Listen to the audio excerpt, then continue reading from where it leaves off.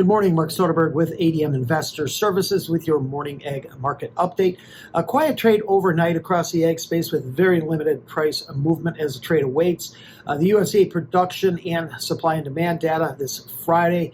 As we get closer to the pause now, we are backing up just a little bit. Corn, beans, wheat, all about 1 to 2 lower, up about $1 in the meal, while bean oil is down 10 to 15 points.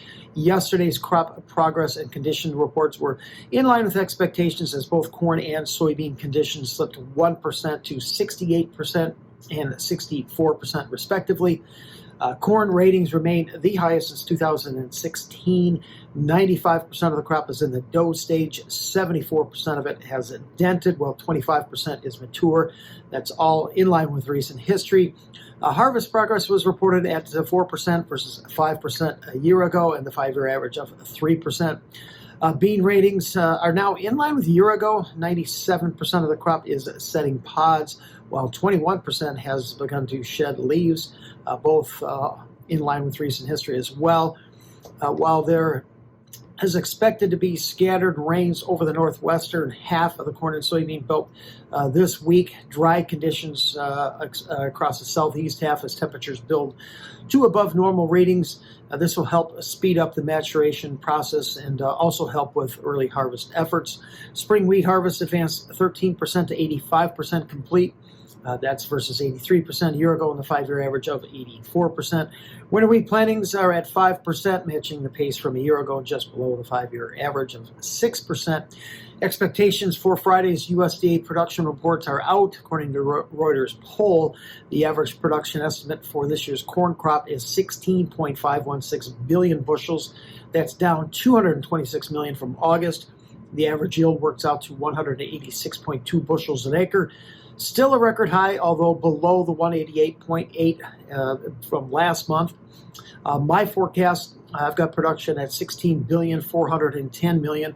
That's about 100 million below the average trade guess, and my average yield is at 185.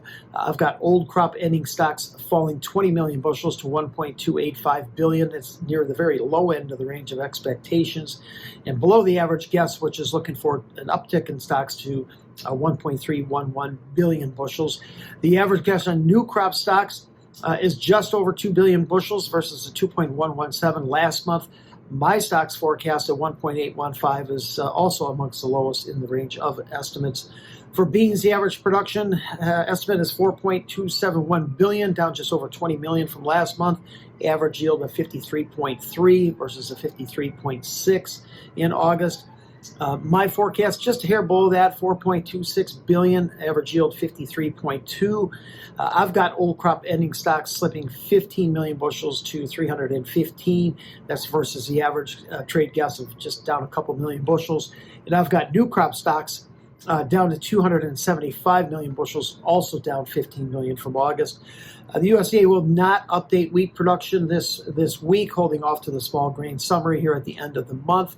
I look for the USDA to keep their balance sheet unchanged, ending stocks at 869 million bushels. Inside trade for D's corn overnight, first resistance is at last week's high at 424 3/4. A little change in Nov beans overnight as support at the 100-day moving average is at 1030 1/4. So far that has held. Inside trade for October oil, a group of U.S. senators from states that have large crude oil refineries has submitted a bill that would prevent the Trump administration from reallocating the small refinery exceptions onto large oil companies, probably mid-October before we get a clarity on that. And no follow-through with yesterday's strength in the wheat. Funds were buyers of a couple thousand contracts, although open interest was just slightly higher for both Chicago and Kansas City. Thanks for listening, everyone. I hope you have a great day.